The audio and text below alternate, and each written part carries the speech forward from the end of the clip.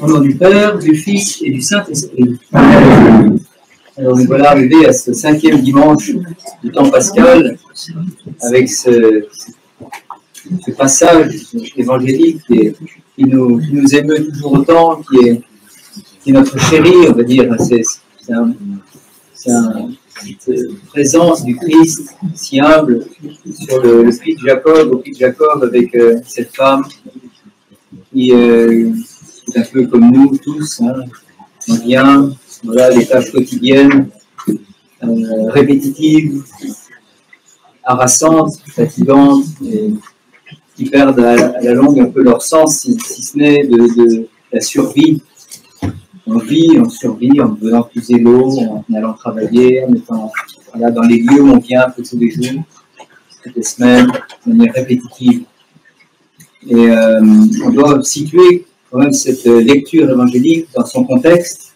Et le contexte est merveilleux. Le contexte, c'est la mi-carême, cette fête qui passe relativement inaperçue, dont nous avons célébré la préfète déjà mercredi soir, ici même, et qui court sur toute la semaine. Il y a la préfète, comme très souvent pour les grandes fêtes du Seigneur, c'est pendant une semaine qu'on célèbre. Donc aujourd'hui, nous sommes dans la préfète de la mi-Pentecôte. Mais c'est quoi cette mi-Pentecôte? Cette mi-Pentecôte, c'est le temps tout à fait exact du milieu entre Pâques et Pentecôte. 25 jours à droite, 25 jours à gauche, 50 jours Pentecôte, 50 Pentagone.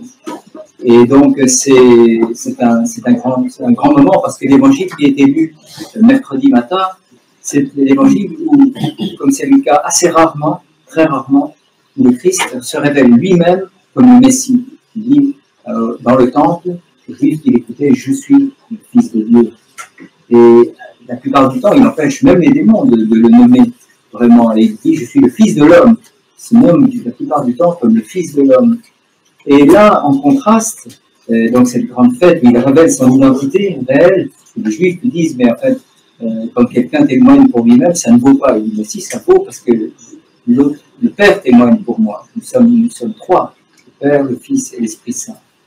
Et là, aujourd'hui, c'est dans ce contexte-là qu'on vit ce merveilleux moment où on voit sous une autre forme la messianité du Christ, sa grandeur dans son humilité, où, comme je le disais un instant, où il est, voilà, comme l'un d'entre nous, lui aussi, assis, parce qu'il est fatigué. C'est l'heure de midi, la 6e heure, l'heure de pleine chaleur.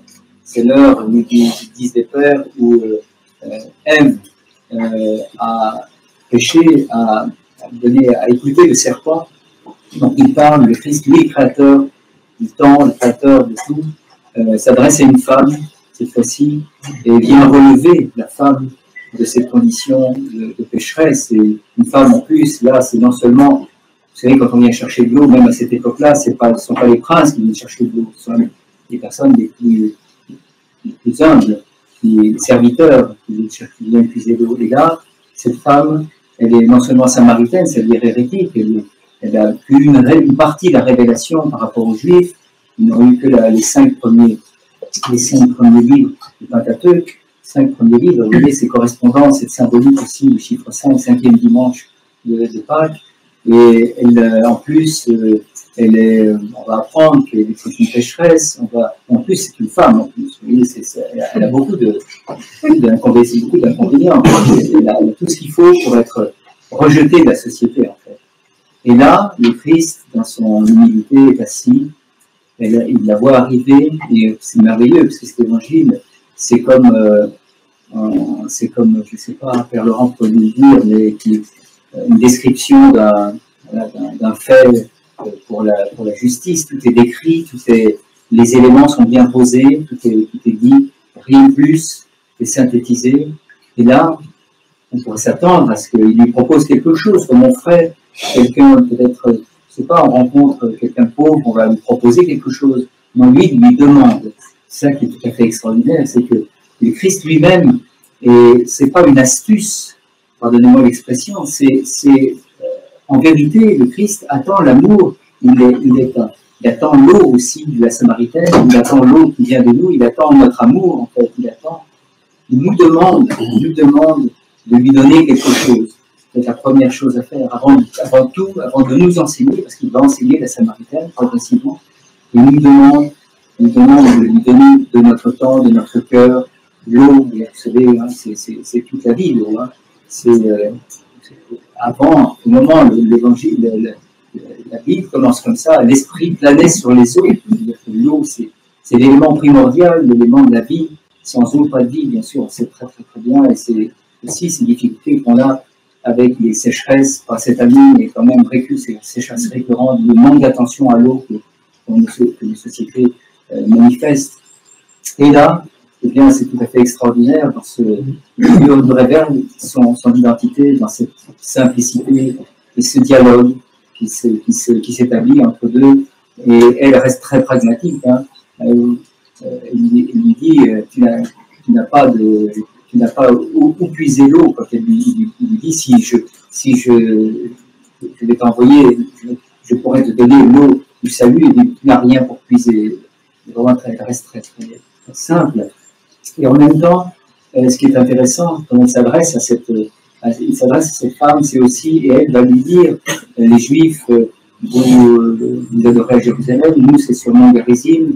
Elle fait un petit peu une histoire, un petit peu ce qu'on pourrait dire de l'œcuménisme. Hein. Les uns font ceci, les autres font cela. Elle demande un petit peu, et la vérité est où?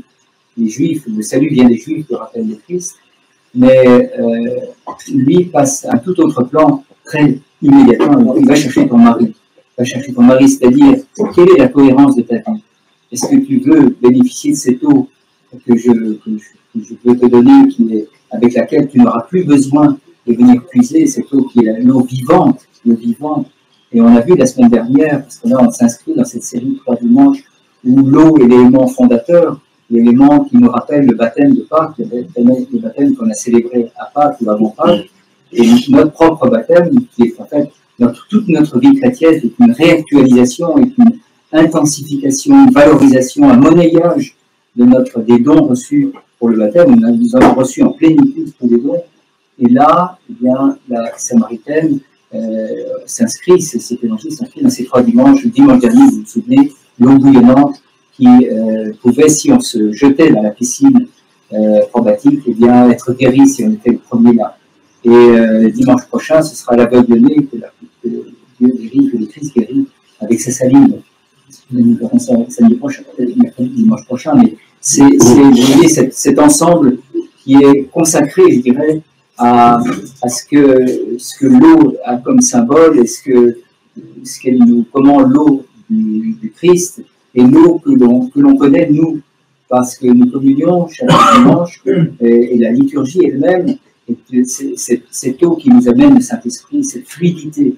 L'eau, c'est quand même, vous vous souvenez qu'au moment du baptême du Christ, l'eau est retournée en arrière. L'eau, c'est ce qui l'eau ne repasse cependant jamais au même endroit, c'est sous le même pont. C'est que l'eau, c'est quand même toute l'histoire aussi. Toute l'histoire, ils ne sont pas n'importe où, ils sont là, sur le puits de Jacob, et c'est donc toute l'histoire du peuple d'Israël. Et si on veut rencontrer le Christ, eh bien c'est là qu'on vient, c'est à la source. La source est la source d'Israël, comme on l'a dit pendant les Audicones. Dans vos assemblées, bénissez le Seigneur, le Dieu de la source d'Israël. C'est donc, en fait, on ne peut pas faire fi de la tradition, parce que c'est dans la tradition, dans la lecture de l'Ancien Testament, dans la lecture du Testament ancien et nouveau, qu'on rencontre le Christ. Et c'est tout à fait extraordinaire, parce que nous avons comme ceci le moyen de voir en ce jour même le renouvellement et aussi la perspective. C'est pas seulement le renouvellement de notre baptême, mais c'est aussi la perspective sur les dons qu'on attend avec impatience, et qu'en fait la meilleure impatience se manifeste par la confession de ce qu'on fait ici même, en disant le Christ est ressuscité, devant des cierges allumés, apportant des œufs chaque dimanche pour les bénir, restant dans cette manifestation du Christ ressuscité, dans cette joie pascale. Et c'est par cette joie pascale que le Christ, c'est cette joie peut-être qui est l'eau que l'on donne au Christ en fait. C'est notre joie que le Christ attend, c'est cette eau vive que lui peut nous donner par son Esprit Saint. L'eau, c'est le symbole de l'Esprit Saint. Il va nous donner, si nous, on manifeste d'abord, si on a contemplé la résurrection du Christ, et on clame le Christ est ressuscité, on manifeste notre joie, c'est lui avec les plus beaux vêtements, pour le célébrer, l'acclamer. Et là, on le rencontrera dans les lieux les plus humbles de notre vie, les lieux les plus, comme je le disais en introduction, les lieux qui sont nos lieux où on vient travailler, où on vient rencontrer les personnes aussi. Comme le Christ rencontre la Samaritaine, nous sommes rencontrés par le Christ, et elle-même, il lui ordonne, va chercher ton mari. C'est très beau parce qu'elle a eu 5 maris, et 5 maris, c'est justement les 5 livres du Pentateuque qui sont la seule révélation des Samaritains. Et le sixième, c'est le Christ lui-même. Elle n'a pas encore adhéré à l'Évangile, il ne connaît pas l'Évangile. Et donc ce 6e mari, c'est le Christ lui-même qui est l'époux céleste. Et lui, il vient comme l'époux dans son peuple. Et pour tous les peuples, il vient pour tous, il ne vient pas que dans son peuple. Pour tous les peuples. Vous avez bien écouté les actes des apôtres, lus par le Bernard. C'est vraiment, on sent bien que les temps qui ont immédiatement suivi la présence du Christ, ces temps de la fondation de l'Église, eh bien c'était ça, la proclamation de la résurrection, la mission des apôtres, et j'allais dire, ça marchait bien, les affaires marchaient bien, vous avez vu les conversions, ils ne savaient pas comment abonder à ce oui que les hommes disaient, ce oui que le Christ attend de nous. Et ces 5, donc l'époux vient, et il vient rencontrer cette femme, et nous, elle-même va chercher, donc elle va, et ils viennent écouter, ce n'est plus seulement porter dire, et nous, on est venu ici parce qu'on nous a parlé de l'Église, parce qu'on nous a parlé, et on est venu, et c'est parce qu'on voit, et je n'ai pas tout à fait fini ma phrase tout à l'heure, j'ai tendance à faire des zigzags, la liturgie elle-même est cette eau, vous savez, cette fluidité, ce dialogue entre le cœur, l'autel, l'assemblée qui répond, et avec fluidité, avec harmonie, avec l'eau, c'est ce qui harmonise, vous savez, c'est ce qu'on se lave aussi avec l'eau, c'est ce qui lave, c'est ce qui purifie.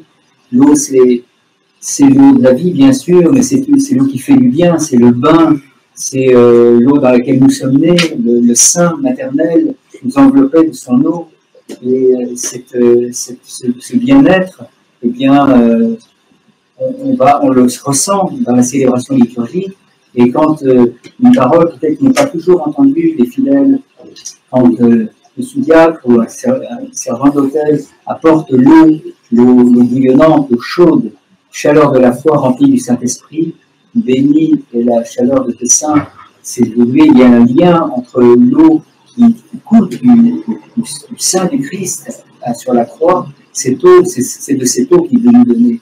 C'est cette eau-là, cette eau vive qui n'est pas la vie, qui ne correspond pas à la vie biologique, mais à la vie à Zoé, à la vie en plénitude, à la vie céleste. Et c'est par cette eau qu'avec cette eau-là, c'est-à-dire l'Esprit Saint, qu'on peut prétendre, qu'on peut atteindre la vie éternelle. C'est l'eau qui va nous conduire au-delà de la mort et qui est l'eau de la vie éternelle. Nous rendons gloire grâce à Dieu qui nous aime, qui vient nous chercher au puits de la Samaritaine.